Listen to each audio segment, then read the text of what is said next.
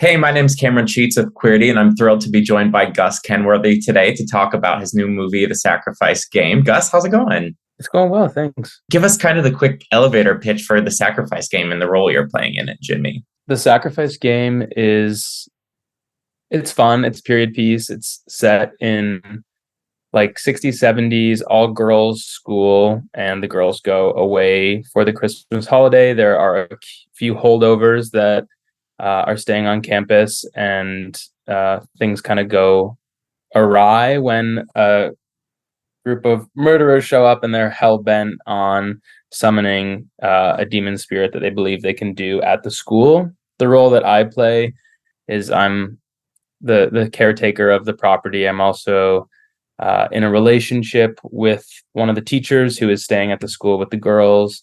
But yeah, I'm a groundskeeper. Seeing you in a slasher is we've got the groundwork there. We saw you in American Horror Story 1984. So that's not too surprising, but this is a different kind of slasher, of course, and it strikes me as one of your first like truly like non-comedic roles. Like there's not necessarily a comedy element to this, like we've seen you in some of these parts before.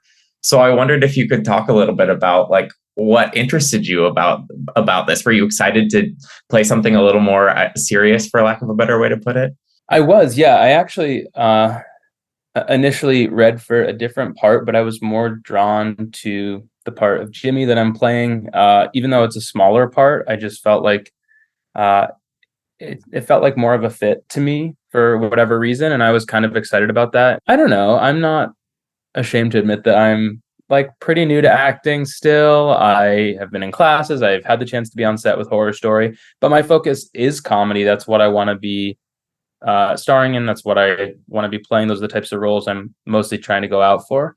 And so I was admittedly kind of like, I think I would do a better job in this other smaller role versus trying to take that on. And I normally am someone that wants to take on a challenge, but I don't know. I felt more drawn to Jimmy. I don't know. It didn't feel like a huge departure. Granted, it wasn't comedy. It was still it was kind of like playing the nice guy, which I feel like yeah. I can. Yeah, he's charming for sure. He's definitely a nice guy. I mean, he bakes cookies. Like, I mean, Sweetie. Hard not to. Exactly. I'm always trying to wrap my head around like what it takes to like play scared, to play the idea of fear, because I don't know. Could you tell me a little bit about what that's like? Like what goes into being a scream queen? I don't know. I mean, I think that like there's so many different types of fear, but I mean, with me and with my skiing career, like I feel like I am pretty attuned to being afraid, whether it's afraid of a new trick or afraid of falling, and I'm kind of used to that. And then I also think like for me with acting, I kind of liken fear with pain, and I feel like everyone knows what pain feels like, and I feel like I'm like hyper aware of it because I'm always hurt. I feel like that's kind of what I sort of am tapping into when I'm thinking about being afraid. You know, we talked about you playing a more serious role, but you are also quite literally playing it straight here too, which I think is great, and it's fun to see you in that mold. Was that an exciting challenge to be like, okay, I'm going to play straight this time? Like, here's what I've got to do that. I mean, not really. I joked during that like I played straight, pretended to be straight for half my life. So like, no worries. And I feel like that's kind of true for a lot of gay men, a lot of queer people, is like, you're kind of masquerading as something else until you are out and open. And I don't know. I feel like it doesn't feel like necessarily the biggest challenge. And I would say most of the auditions that I put myself on tape for are straight guys. I mean, I get really excited when it's gay roles. I would love to play gay roles, but I find more often than not, there's more straight parts that are casting. I feel like you've been asked before, like, you know, what's your dream role? Like, what do you want to play? What do you see yourself in? And are there other like realms or genres that you're personally really excited about and would love to be a part of? I am absolutely open to whatever. I do not feel like I'm in a place with my acting career to be particularly picky or choosy. I'm kind of like auditioning and hoping for the best and sending out tapes and usually not ever hearing back, which is just kind of how it goes. Come on. Yeah.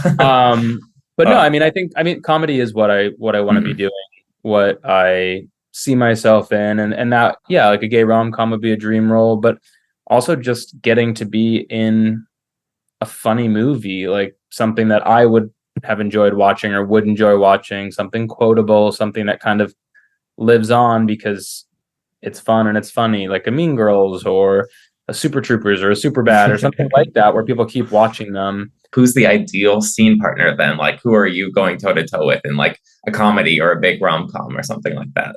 Pretty much the only celebrity lookalike that I ever get is that people tell me I look like Richard Madden.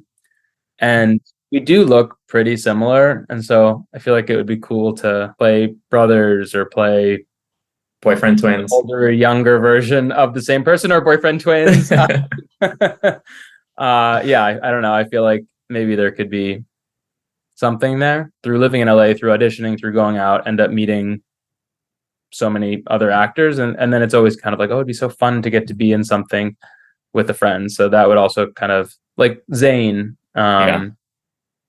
Phillips is a friend, and I feel like he's really having a moment right now and has been in lots of things. And I feel like we're often up for the same roles anyway, or auditioning for the same type of things. We're very like similar type, but he's great and he's super funny and sweet, and it would be fun to be on set with him. I don't know. That's who came to mind.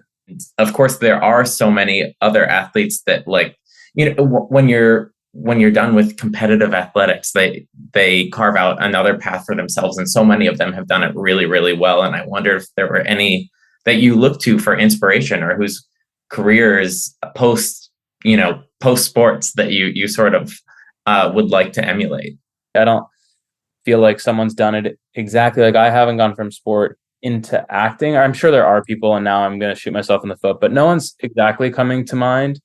But I seriously underestimated how difficult it was going to be, and like this transitional period for me has been way tougher than I thought it was. And I was pretty ready to be retired from sport. I had been doing it for like 14 or 15 years professionally. I'd done 3 Olympics. Kind of underestimated how much of my self-identity, my self-worth, I had tied to that previous career. And so it's been sort of like it's been an exercise in growth and getting to know myself. It's tough. So I have a lot of admiration for any of these other former athletes and Olympians who have finished a career and then been able to figure out something else. Are there any holiday traditions you have from growing up that you're like super fond of? Any favorite traditions, family traditions, funny, interesting ones that you maybe keep going or wish you could, or something along those lines? They're like these holiday crackers that you grab 2 ends and pull them apart, and then one person gets the prize on the inside, and everyone does it. Everyone's crossed-armed around the table and does it.